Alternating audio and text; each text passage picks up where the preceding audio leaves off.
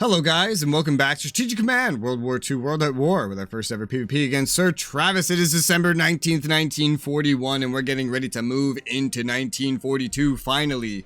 My timetable scheduling is not working out the best on the invasion of Pearl Harbor, so that's out there. You don't know where that's really going to end up, but hopefully we have a couple more turns before that's ready. Regardless, with 77% mobilization, it's not like they're going to be joining next turn. Generating 23% in one turn is not going to happen. As long as they generate less than 10%, I think we're going to be fine. Now, let's look at Japan. Over here, we did successfully take this important mine because he moved some light tanks away from it. And he's instead moved a corps here to defend Chengdu. Chongqing is now easy to surround because he's done a mass retreat from the front. Somehow I've inspired this massive fucking retreat, which is crazy because I thought he was so well dug in that there was really nothing I could do for a lot of this time. He's even moved the artillery away from Yichang, which is entirely the result of his own actions. He brought that on himself by going on the offensive against me, and now he just has this terrible little defensive situation for himself. Let's go ahead and arty that army, International Brigade Army. That's not how that works. Over on Yichang. Still, the odds against him are not exactly the greatest. We do have 213 MPPs to work with this turn, so we'll take a look at what we can do. The corps he has defending Pauto reinforced, and so its readiness and morale is pretty fucking dog shit. We do have one shell that we can utilize, and then we could probably chase this guy off or kill him. So let's use our one shell, lower his readiness, morale, and entrenchment. Pretty nice. Let's do a prepared attack with the 2nd Kwantung Army, dealing the 5 damage as promised, taking none. Then let's try with the 14th Army, dealing the 4 damage as promised, taking none. But that is unfortunately not enough to kill that corps, and the 8th Route Army here from the Communist Chinese Army is gonna get in our way there. Another thing to note is the preparation of amphibious invasions. That's something. I've spent basically all the MPPs I need to spend on Navy to get them ready for Pearl Harbor. Now it's just about positioning, and again, we are cutting it quite close. But money still needs to be spent to prepare all these invasions, all these guys. Long-range amphibious transports cost a lot, 70 MPPs per unit. I can only afford 3 this turn if I spend literally nothing else. So maybe getting 2 of them, 2 units ready right about now wouldn't be a terrible idea. I think the Philippines is obviously the more important one to worry about. Oh, this guy doesn't have any upgrades. Oh, that's weird. What do you have? What are you missing? Anti-air? I think we probably just got that research is why. I don't think you need to have anti-air ready for invading Manila. That would be hard to squeeze in. If I want to start actually deploying anyone, then yeah, that would be kind of hard to squeeze in. Unless I somehow fit deployments and other things in here. How many long-range transports can we even have out? 6. We can have 6 out. Okay. I know we should at least have 1 more turn, at the very least. So let's focus some things over here. Long-range amphibious transport, 71. Oh, God. That one goes right there. And then this one also appears upgraded. 71, and it popped out in the weirdest location, but I'll just put it in this port where it'll be safe. This can go right here to Nauru. Any we talk can go either to Midway or Wake. I don't remember exactly which one is open for invasion. We have 4 more we can deploy. 2 will be designated for Manila, probably from somewhere over here. 1 will be designated probably for Guam. And then 1 will be designated either to reinforce over by Manila or to bum rush it down to the Solomon Islands, which if I remember correctly, there was nothing actually defending the Solomon Islands. And then there's also Port Moresby to worry about, which I don't know if he's actually set up defenses on. Don't know if he's planned that far out. But just by having a unit over here, it's pretty useful. It will hinder supply to Australia, which will be good for setting up our eventual invasion of Australia. But we're going to be pushing Japan pretty close to their limits for these couple turns. To put anti-air on 2 special forces, that's 9 each, so that seems good to me. There are some reinforcing tasks that I have that we might want to look at, but we'll do one thing at a time. Let's attack with this corps against this enemy army, dealing 2 damage instead of the 1 promised. That's good. Gotta get good odds somewhere, right? Let's go ahead and attack with the... What is this? 6 army, maybe? I'm tempted to use some planes to assist. I don't want to attack in the rain. Attacking in the rain isn't exactly the smartest thing, though. And if I do attack in the rain with any bombardments, I'd want to do that against Chongqing, because we're pretty held up here right now. Maybe we'll start with some of these tactical bombers in the rain. We'll go ahead and just do a starter bombardment here. Let's try that. Let's try that. Just to get something. Damn, we didn't even lose entrenchment from that. That's crazy. But our odds have notably improved from that one bombing all by itself. Okay, I think I'll probably just focus everything on Chongqing. We gotta weaken Chongqing. Readiness morale is fucking shot there now. And now the other tactical bomber, we don't really have the money to do anything else with them for reinforcing. Alright, odds are much better. They definitely serve their purpose. But that means this will be a little bit tougher, but that's fine. Let's take the 6th Army and attack the International Brigade Army. The defensive Arty can defend him from all the way over there. That's incredible. 3 damage dealt. 2 taken. That's way worse than I expected, but either way, 1 more attack and Yi Chang is ours. There you go. That's how you do it. So that allows me to move the Indonesia Expedition Army forward to claim Yi Chang for myself. We have a little bit of a front formed there now. The artillery, which has already fired its shells, can move up 1 to defend these 2. It definitely is like counting moves until it does an autosave. That's why it can happen like every minute if you do a lot of things at once. And then for Wuhan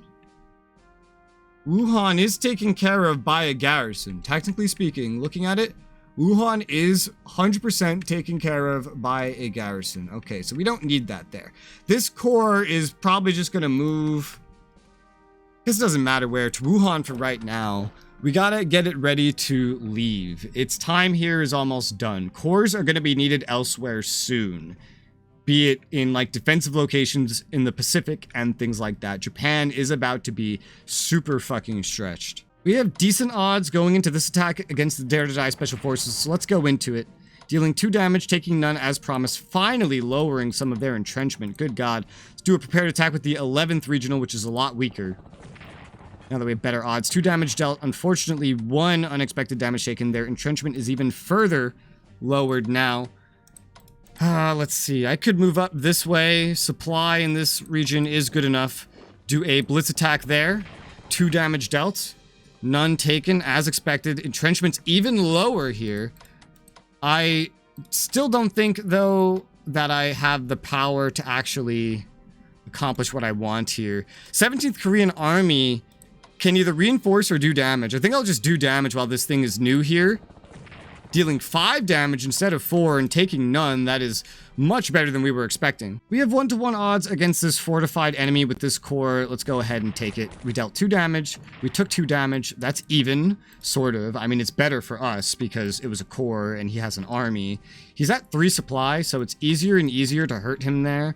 I'm just trying to expend his resources with like the least significant units I can. 1-to-1 odds with this army versus this army, which I'm not a really big fan of. We have slightly better odds here in the road. Let's go ahead and do this attack right here. 2 damage dealt, none taken, as expected. Anything else, this army to this core right now is 1-to-1, which is not exactly ideal. I can get Central Expedition Army out of the way, move in the 34th Army, do another blitz attack, dealing only 1 damage, taking 1 damage. That's not really what I would have hoped for. We have 1, 2, 3, 4, 5, 6 armies right here. We have 1 over here, which I feel like this would still be better as a core, not an army, but we'll see how that goes. I do still need to free up some armies for heading down to Thailand soon, because roughly the turn after we attack, we're going to need that.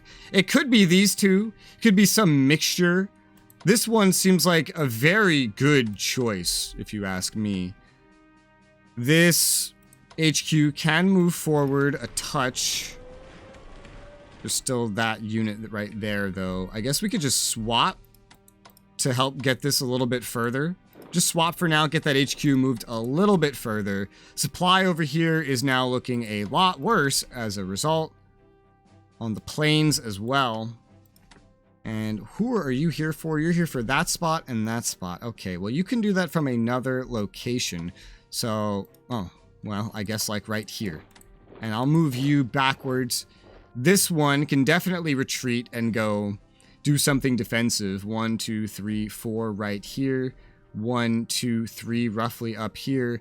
Probably gonna need to free up more than that for these other locations, so I'm trying to find ways to back off. Chungking is close to death. Now that he's lost all this entrenchment, readiness, morale, there is no recovering. He can reinforce, but it will only accomplish so much, especially if I keep up the bombing. The bombing, which may require me to start moving some more. Right now, everything is kind of in range. I don't want to move up too much and give him an opportunity to attack, but I could. I could move up at least this much. He shouldn't be able to attack. It should be fine. And autosave. Hate you so much. Want to punch you in the face. There you go. Move that there. Let's move this up here. Medium bomber can just stay in the rear for right now. Don't even know if the medium bomber is going to stay here. It might just end up moving eventually as well. We also would theoretically need to be freeing up some HQs for other fronts as well, but sort of, right? We have 2 HQs sitting around in locations that need to be deployed. So maybe not at the same time. Not to mention another HQ is kind of desperately needed over here. So maybe just leaving this amount of HQs over here is fine. 1, 2, 3, 4, 5. Spread them out enough. Or 4 if you account for the fact that one of these is probably going to head west to support any offensive going in this direction soon. With this much surrounding going on, I think we'll almost certainly be fine, and we should take Chungking next turn. He could just swap in another unit like this army, but he's not going to have any entrenchment if he does that. And so, might take another turn to take Chungking, but we'll take it. Move this paratrooper up here to Phnom Penh, which is a good location. We're not really going to have the MPPs to get the DEI really too ready. I'm going to take this core, I'm going to move it up, and I'm going to try to finish off Pao Tao with it. That worked. No damage taken. We do have the ability now to move in and actually claim Pao Tao, which is probably a big source of supply from him over here. Oh yeah, it's a big source of supply for him, especially for this unit right here. I would need to run the Arty away to keep it safe at this point, but that is taken. I will just move this army over here to play a defensive role so that he can't really move up from here. So that's some progress made on him. We will spend some MPPs reinforcing these 2 cores, getting them back up to 10. We have 19 MPPs remaining, and I don't think anything else needs reinforcements that we can actually afford to pay for reinforcements. I'm going to refrain from any riskier attacks right now. Let's see how supply looks. It doesn't look amazing. Certainly doesn't look amazing. We kind of need like air support to break through over here at any reasonable pace, honestly. I think I'll just move this core up here, like so, and probably swap with this army and just designate this as like a non-issue, right? He's got cores on either side to kind of keep him busy for right now. I think eventually he'll leave, or I'll just be able to kill him with cores with prepared attacks in the long run, and then that shouldn't be an issue. Still got those 19 MPPs remaining, and all the garrisons are placed roughly where they need to be. I don't think we need any others anywhere else. No, we certainly can't afford to buy any others. We don't have any others coming. We do have another HQ coming, so that's cool. Something we can spend on is getting some more of these guys, the ones that are in high enough supply locations to get upgrades, which I guess accounts for even these ones as well. Yeah, with anti-air. We have 10 MPPs remaining. I can afford, thus, to upgrade one more with anti-air. I'm not sure which one I'm actually going to favor for that. I'm going to say this one, because this one might go to Pukum for me. So just get those anti-air spread out. So we got the naval stuff. We got 2 deployed special forces for going after some Pacific islands. We got to pay for some more. All the naval units are upgraded, and they are getting into position now. 77% mobilization. Hopefully that works out. Japan, thus, is pretty much done. I've done as much as I can with Japan. Now, all that remains is Italy. We've caused him to completely bow out over here towards El Alamein, so we'll gladly move an army forward to take it, and we find the Arty and a tank staring us down, and a bunch of defenses on the other side of the river. A Sudanese, Indian, oh gosh. We can very easily go on the offensive here. We can also take this core, move right around down here. And hell, if I was willing to move the tanks right up there, we could completely encircle the enemy artillery here. We can move this HQ forward onto Mers Metrach, which is going to improve the supply on the front, but supply still isn't really the greatest. Somehow we don't own this. We can move this forward this far, improving supply further way out here on the front. I guess I will go ahead and move the tanks this far forward just for right now, just so we can kind of progress. I guess moving in this direction would be fine enough. I don't know. Some of these guys could use some reinforcements, specifically this one. But I don't know if I want to move them in this direction or in this direction. Either way, it's going to take some work actually, say, getting over there towards that town and taking it, for example, which was kind of the goal with these units to begin with. But now they're sort of like just on the front in general. Either way works for getting exactly 4 supply. I'll move them southeast for right now. We'll just move them southeast for the time being and kind of claim going out this way. Kind of making him, hopefully, maybe think we're going over here, maybe send some stuff over here. The fact that he hasn't taken Ethiopia yet is actually just a huge relief. Let's go ahead and do it. Let's attack with the AE Corps against his Arty. Defensive Arty? What? You firing defensive Arty for yourself? What the hell? Doesn't make any sense. We actually ended up doing no damage because of that. Let's go ahead and attack with the Ariat tanks then. Defensive Arty still makes no fucking sense. But we dealt 2 damage, took none, and now with the 10th Army, we dealt 2 damage, we took none. Can't get anybody else in there to actually make that any better of a situation, but we can move some armies up against that front line to be swappable, allow them to swap inwards, and I can force march this corps further out as well. Don't know if I want to send it to the Oasis or over here though. I feel like over here is safer for like where we might end up needing it. So let's just force march it around that way. We do have some other corps that have shown up that can get into position.